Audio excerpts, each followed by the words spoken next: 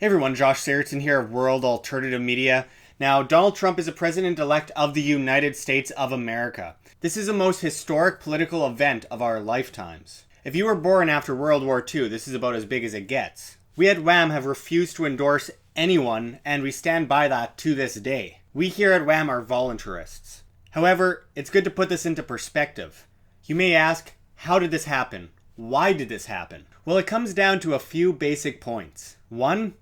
Social justice warriors. Zombies! Oh, no. Oh, we should film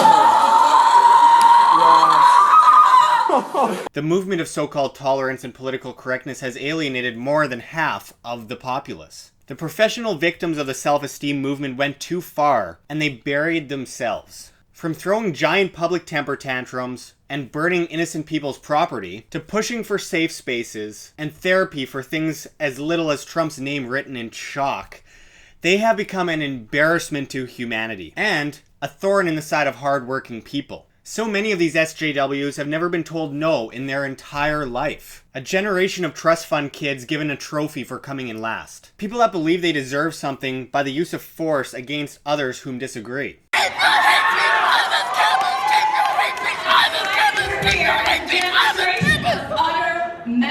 What the hell is going on? These kids are trendy. Most don't understand the subject matter they speak of. They just know they want their way and that it looks good to appear to care without actually working towards changing anything. Mindless chants and attacks on entire collectives of people. These professional victims have contradicted themselves to exhaust. It turns out all along that they were the ones that were discriminating against others, and those others stood up. If the social justice warriors actually cared about the points they'd make, they'd spend more than a second researching it. Otherwise, they're just lazy and trendy, regurgitating what others have said. Mixed in with these social justice warriors were hard-hit folks who wondered how they could be so poor in a country that's supposed to have so many opportunities. And so they fell into the crowd.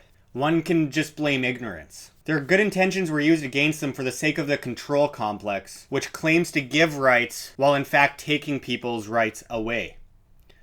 Liberties are intrinsic. You're born with them. Only the government can attempt to take them away. And that's where the individual must stand up. However, so many in the SJW movement demanded rights from the government, which is an oxymoron in itself, bringing force into the equation. The establishment tried everything they could to divide and alienate the people, and it flew right back in their faces. Now, number 2, the media. She's on her way to deciding. We'll see. About deciding. We couldn't help her any more than we have. I know. You know, I mean, she's got just a free ride so far from the media. We're the biggest ones promoting her campaign, so better. Very strong words. Your response to that idea?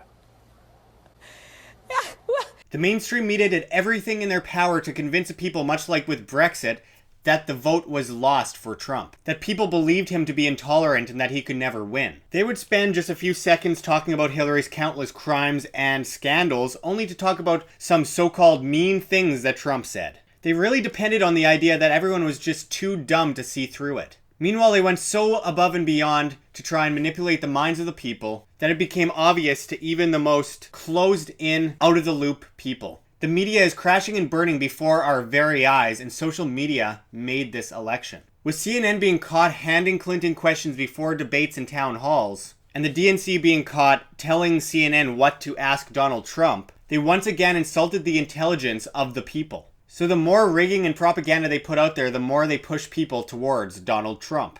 We can go further into the media's manipulation of things, but I think it's quite obvious that this has been going on for many decades. They are a propaganda apparatus of the government, and people have finally caught on. Now, number 3, Hillary's corruption. How can anyone escape the fact that Hillary Clinton might just be the most corrupt person to ever run for political office in the United States of America? And that's saying a lot. You can rig a race to an extent, but when you're being caught daily through email leaks, conspiring against the American people, how can one ignore such an obvious attack? From calling Latinos needy to calling blacks never-do-wells, calling Bernie Sanders supporters basement dwellers, and calling 50% of the American people deplorable while claiming Trump was a divisive one, it's quite insane. The left was once anti-war, and the left was once anti-bank. However, all was forgiven with Hillary, and it started to cause a lot of liberals to question themselves. Hillary got all of her money from the big banks while Trump self-funded. Hillary was one of the most pro-war candidates to ever run, causing many liberals to flock to Trump.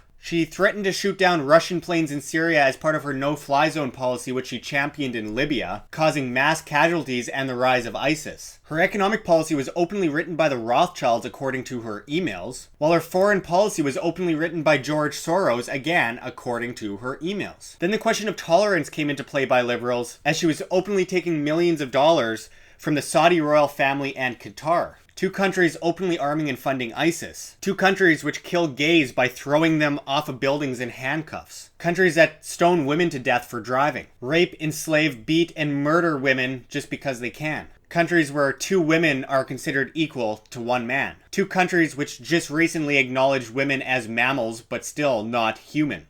Yet Hillary gave these dictatorships special favors for money while claiming she was tolerant. She had mentally ill people paid to beat up women and men and cause riots at Trump rallies. Hillary just expected to be handed this election. She's been handed everything in life and has gotten away with everything. Her embezzlement of Haitian charity money, her frequent lies, whitewater, the body count, and weird satanic spirit cooking ceremonies obviously didn't help her much. Her arrogance was that of superiority, while Trump's arrogance was that of the best change maker ever, and we will get into that in a moment, but the fact is, Hillary disenfranchised many people. She alienated many people. Her pursuit of power pushed people in Trump's direction.